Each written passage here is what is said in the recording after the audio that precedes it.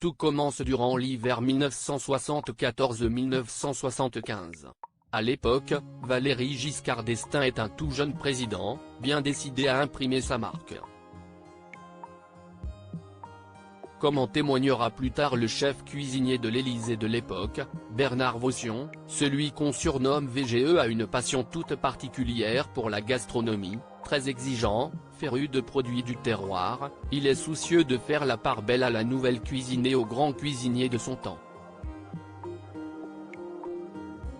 Alors, quand il entend parler d'un canular que les amis de Paul Bocuse auraient fait au célèbre cuisinier notoirement trigame, il ne lui faut pas longtemps pour prendre une grande décision. Ainsi, les proches farceurs du regretté chef étoilé lui auraient adressé un faux courrier à l'entête de l'Élysée, qui lui annonçait que le président allait lui remettre la Légion d'honneur, mais que voilà une bonne idée. Le 25 février 1975, le président de la République décore effectivement le talentueux cuisinier en tant qu'ambassadeur de la cuisine française. Et qui serait mieux placé pour préparer le déjeuner organisé au palais de l'Élysée en son honneur que Paul Bocuse en personne. Reconnaissant de la distinction qu'il a reçue, le cuisinier légendaire, qui nous a quittés le 20 janvier 2018, décide de mettre les petits plats dans les grands en préparant une recette inédite imaginée tout spécialement pour le président gastronome. Comme il l'expliquera par la suite, pour cela, il va s'inspirer de deux recettes, l'une du grand chef Paul Eberlin, l'autre issue de la cuisine de terroir des paysans ardéchois, qui cuisinent volontiers les truffes qu'ils ramassent. Ce mets délicat est d'ailleurs au cœur de sa nouvelle création, qu'il baptise la soupe aux truffes noires VGE.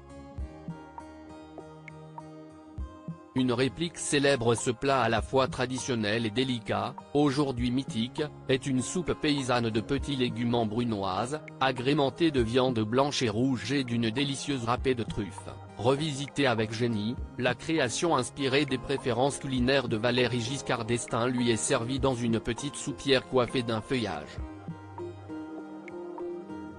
Cette présentation va quelque peu déstabiliser le président de la République. Comment au juste est-il censé déguster ce plat inédit, qui porte désormais son nom?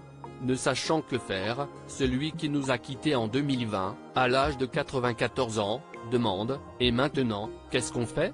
Avec humour, celui qui a été élu cuisinier du siècle par Legault Emilio en 1989 lui répond « On casse la croûte ». Une réplique entrée dans l'histoire.